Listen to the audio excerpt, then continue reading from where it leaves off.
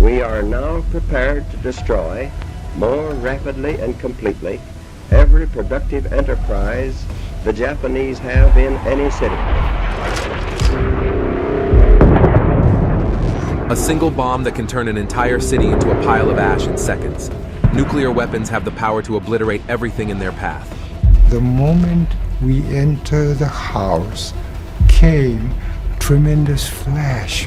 It's like 1,000 lightning at the same time. It was so strong. The true scale of nuclear weapons is a terrifying reality. But how far does this power really stretch? How did we end up with weapons capable of ending life as we know it? And who's really in control of this deadly force? When nuclear hell broke loose. From blinding flashes to entire cities reduced to ashes, nothing embodies sheer destruction like nuclear weapons. Over 75 years ago, the world witnessed an unprecedented catastrophe that still echoes today. We're talking about the atomic bombings of Hiroshima and Nagasaki. These events didn't just end a war, they ushered in a new, terrifying era of warfare. Ever wondered what it's like to live in a world where one explosion can change history forever? What's the story behind the most powerful weapons ever created? The real horror began on July 26, 1945, when the Allies issued the Potsdam Declaration, demanding Japan's unconditional surrender. The warning was stark: comply or face prompt and utter destruction. Japan ignored this dire threat, setting the stage for an unprecedented act of war. By the summer of 1945, the Allies' Manhattan Project had achieved a terrifying breakthrough: the development of 2 atomic bombs. The first was Little Boy, a uranium-based bomb, and the second was Fat Man, a plutonium-based bomb. These weapons, born from intense scientific effort and enormous resources, were ready for deployment. On August 6, 1945, a B-29 bomber named Enola Gay took off from the island of Tinian, carrying Little Boy. This mission was cloaked in secrecy, with the crew fully aware of its historic and potentially apocalyptic implications. At precisely 8:15 a.m., the bomb was released over Hiroshima. The explosion was unlike anything the world had ever seen, unleashing the destructive force of 15 kilotons of TNT. The immediate effects were beyond comprehension. The bomb detonated approximately 600 meters above the city, creating a blinding flash of light and a massive shockwave. Everything within a 1.6-kilometer radius was obliterated. Buildings crumbled to dust, and people were vaporized in an instant. The intense heat ignited fires throughout the city, adding to the apocalyptic scene. In the blink of an eye, 70,000 to 80,000 people were killed. By the end of the year, the death toll had risen to around 140,000 due to injuries and radiation sickness. The survivors, known as hibakusha, suffered from severe burns, radiation poisoning, and long-term health issues. The psychological trauma was immense, with many hibakusha living in the shadow of their experiences for the rest of their lives. Just 3 days later, on August 9, 1945, another B-29 bomber, named Boxcar, set off with Fat Man on board. The primary target was the city of Kokura, but due to poor visibility, the mission was redirected to Nagasaki. At 11:02 a.m., Fat Man was dropped over Nagasaki. This bomb was even more powerful, with an explosive yield equivalent to 21 kilotons of TNT. The explosion over Nagasaki was equally devastating. The bomb detonated over the Urakami Valley, creating a massive fireball and a towering mushroom cloud. The immediate destruction was vast, with an estimated 40,000 to 75,000 people killed by the end of 1945. The total number of casualties eventually reached around 80,000, accounting for those who died from injuries and radiation sickness. The geography of Nagasaki, with its hills and valleys, somewhat contained the blast, but the destruction was still immense. Buildings within a 2-kilometer radius were destroyed, and fires consumed large parts of the city. Radiation effects caused severe health problems, including cancers and genetic mutations, for the survivors and their descendants. How did we get here? The road to Hiroshima and Nagasaki was paved with intense scientific discovery, global conflict, and a race against time. During World War II, the United States embarked on the Manhattan Project, a top-secret mission to develop nuclear weapons. Scientists, including Robert Oppenheimer, worked tirelessly, driven by the fear that Nazi Germany was also working on an atomic bomb. The project culminated in the successful Trinity test in July 1945, proving that an atomic bomb was not only possible, but also terrifyingly real. The film Oppenheimer, directed by Christopher Nolan, delves into the complex life of J. Robert Oppenheimer, the physicist often dubbed the father of the atomic bomb. This cinematic masterpiece provides a gripping portrayal of the ethical dilemmas and immense pressures faced by Oppenheimer and his team during the Manhattan Project. As we reflect on the harrowing events of Hiroshima and Nagasaki, the film's narrative becomes even more poignant. It brings to life the intense personal and professional conflicts that culminated in the creation of a weapon capable of unprecedented destruction. By illuminating Oppenheimer's internal struggles and the profound consequences of his work, Oppenheimer underscores the devastating impact of atomic warfare and serves as a stark reminder of the moral complexities intertwined with scientific advancements and the haunting legacy of the atomic age. Here's where it gets even more controversial. Was it necessary to use such a devastating weapon? Did the bombings save lives by preventing a prolonged war, or did they set a dangerous precedent for future conflicts? Some argue they ended World War II, saving millions of lives that would have been lost in a prolonged conflict. Others contend they were a display of power, ushering in the nuclear age with a terrifying message.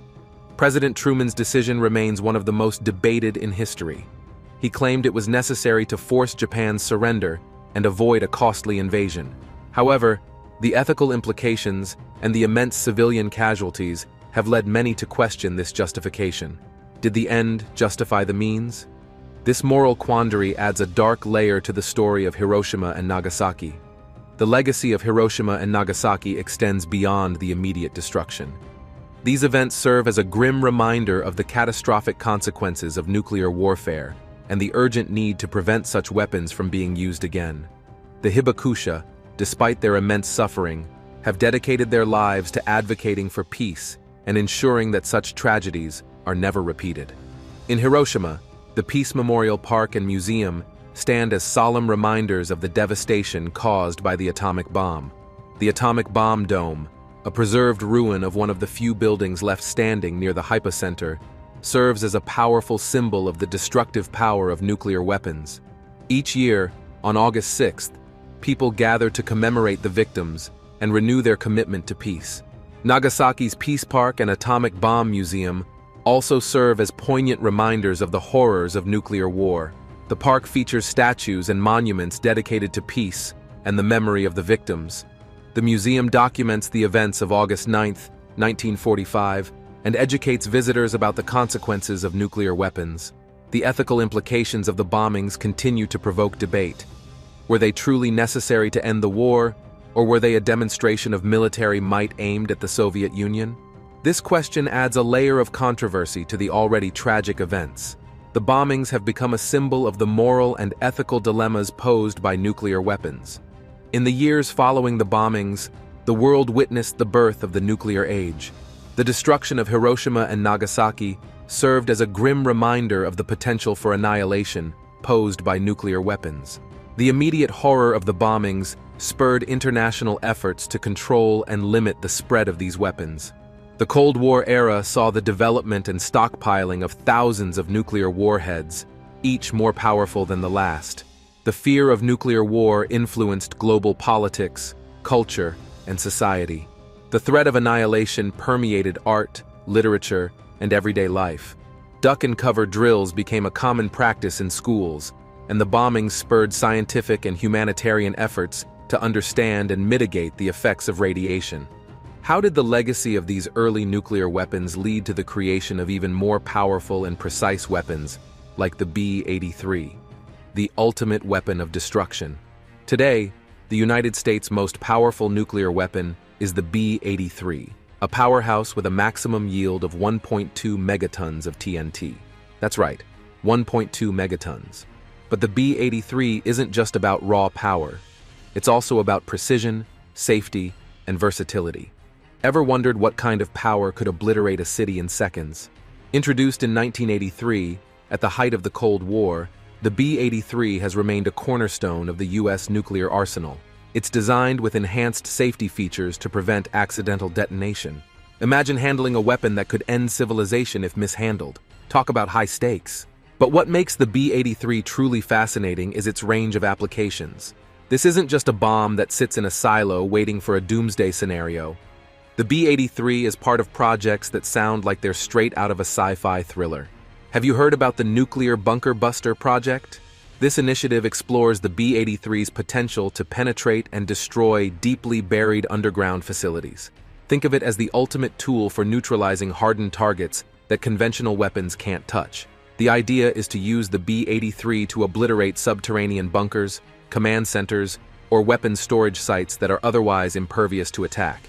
The B-83 changes the game, making even the most secure bunkers vulnerable.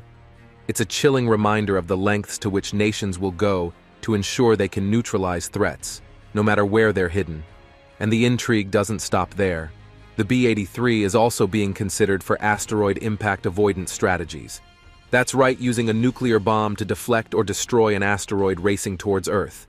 It's a plot twist worthy of a blockbuster film. Can you believe we might rely on a bomb to save humanity from a space disaster? The idea is to use the bomb's immense explosive power to alter the course of an asteroid, preventing a potentially catastrophic impact. While the concept is still theoretical and the practicalities are complex, it highlights the versatility and sheer power of the B-83. Let's talk numbers. The B-83's maximum yield of 1.2 megatons of TNT translates to 1,200,000 tons of TNT. To put that in perspective, the bomb dropped on Hiroshima had a yield of about 15 kilotons. The B-83 is roughly 80 times more powerful. Just how destructive is this? The blast radius, thermal radiation, and potential fallout from such an explosion are almost beyond comprehension. It's the kind of destructive power that can wipe out entire cities, making the B-83 both a terrifying weapon of war and a powerful deterrent. But with great power comes great responsibility, and the B-83 is no exception. The bomb's design incorporates several safety mechanisms to prevent accidental detonation. These features include environmental sensing devices that ensure the bomb only arms itself under specific conditions, such as after being dropped from an aircraft. Additionally, the B-83 is designed to be one-point safe, meaning there is less than a 1 in 1 million chance of a nuclear yield if a single safety feature fails. Imagine the consequences of a mishap. These safeguards are crucial. Despite its formidable capabilities, the B-83 is a controversial weapon. Critics argue that the existence of such powerful nuclear bombs fuels the arms race and increases the risk of nuclear conflict. Could we be fueling our own destruction? Supporters, however, see the B-83 as a necessary component of national security, providing a powerful deterrent against potential enemies. The B-83's role in modern military strategy is a testament to the enduring complexities of nuclear deterrence. It embodies the paradox of nuclear weapons. They are designed to prevent war through the threat of unparalleled destruction. As long as these weapons exist, so too does the debate over their role in maintaining global security versus the existential risk they pose. Could the very weapons designed to protect us be our undoing? The explosions that shook the world. Let's rewind to the height of the Cold War, a time when the United States and the Soviet Union were locked in a terrifying race for nuclear supremacy. On March 1, 1954, the United States detonated Castle Bravo, the most powerful nuclear device it had ever tested. The bomb, with a staggering yield of 15 megatons of TNT, was meant to showcase American nuclear might. But what happened next was nothing short of a catastrophe. Castle Bravo was detonated at Bikini Atoll in the Marshall Islands. This test was supposed to be a controlled demonstration of nuclear power, but it quickly turned into an unmitigated disaster. The explosion was more than twice as powerful as scientists had predicted, leading to a fallout cloud that spread radioactive contamination over thousands of miles. The immediate impact was devastating, and the long-term consequences were even worse. Local inhabitants and U.S. servicemen were exposed to harmful levels of radiation, leading to severe health issues and environmental damage. Can you believe that a single miscalculation led to such widespread suffering? The Castle Bravo test was a stark reminder of the uncontrollable nature of nuclear weapons. It wasn't just a scientific failure, it was a humanitarian disaster. The fallout affected not only those directly involved, but also nearby islands and their populations. Radiation sickness, cancer, and genetic mutations plagued the affected communities for decades. The US government's response, which included inadequate compensation and support for the victims, only added to the controversy. The test also sparked international outrage and fear, escalating the nuclear arms race. Not to be outdone, the Soviet Union escalated the situation with the detonation of the Tsar Bomba on October 30, 1961. This colossal bomb had a yield of 50 megatons of TNT, making it the largest human-made explosion ever. Imagine an explosion so powerful that it shattered windows hundreds of miles away and generated a mushroom cloud that reached into the stratosphere. The Tsar Bomba was more than 3 times more powerful than Castle Bravo, marking a new pinnacle in the nuclear arms race. The Tsar Bomba was detonated over the remote Novaya Zemlya archipelago in the Arctic Ocean. Despite its remote location, the bomb's detonation was a clear message to the world. The Soviet Union possessed unparalleled nuclear capability. The sheer scale of the explosion was terrifying. The fireball alone was estimated to be 5 miles wide, and the blast wave circled the globe multiple times. This was not just a display of power, it was a statement of dominance and a grim warning of the potential for global destruction. But here's where the story takes a twist. The Tsar Bomba was originally designed to yield 100 megatons, but Soviet scientists reduced its power to 50 megatons to limit the radioactive fallout. Even with this reduction, the bomb's explosion was so massive that it created seismic waves detectable around the world. The test highlighted the insanity of the nuclear arms race, where each side pushed the limits of destruction in a dangerous game of one-upmanship. The consequences of these tests went far beyond the immediate destruction and fallout. Castle Bravo and Tsar Bomba underscored the terrifying potential of nuclear weapons and the urgent need for arms control. The tests fueled public fear and spurred movements for nuclear disarmament.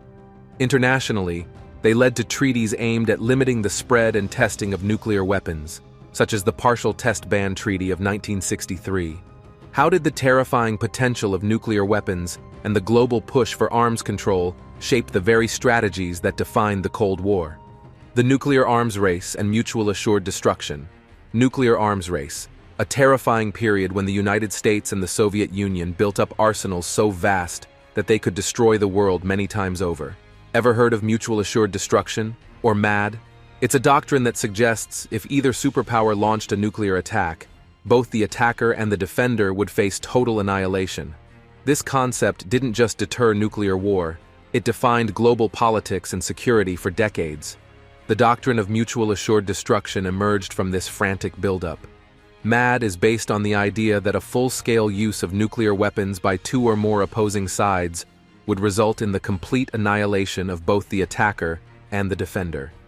It's like having 2 people in a standoff, each pointing a gun at the other's head.